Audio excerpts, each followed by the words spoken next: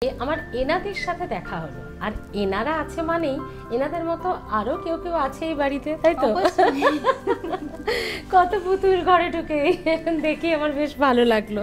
তো যাই হোক, এই বাড়িতে এই ফ্ল্যাটে কে কে আছো? আমার 2 মেয়ে আর হাজবেন্ড। আরে বাবা, আর মেয়েরা নিশ্চয়ই ছোট, ওই জন্য পুতুল এত যত্ন করে সুন্দর করে রাখা। আচ্ছা, দিদি এই ফ্ল্যাটে কতদিন এসছো তোমরা? আমরা এই 1 বছর।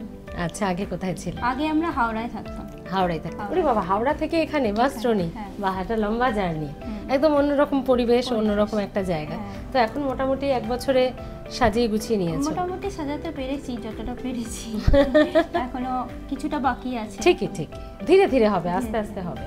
তো সারাদিন কিভাবে কাটে এরকম দুজনকে নিয়ে, সঙ্গে তাদের পড়াশোনা, তাদের টেক কেয়ার করা, এসব গল্প তো থাকবেই। তবে শুরুটাই বলবো যে সোনার হেসেল নিয়ে যখন এসেছি, কি খাওয়াচ্ছ, মানে কি রাঁধছ আজকে তোমার হেসেলে? একদম রান্না করে খাওয়াচ্ছি কন্টিনেন্টাল ডিশ, চিকেন গার্লিক। বাহ, মানে আমরা আজকে গার্লিক চিকেন, কন্টিনেন্টাল যারা ভালোবাসেন তাদের জন্য কিন্তু এই এপিসোডটা দেখতেই হবে।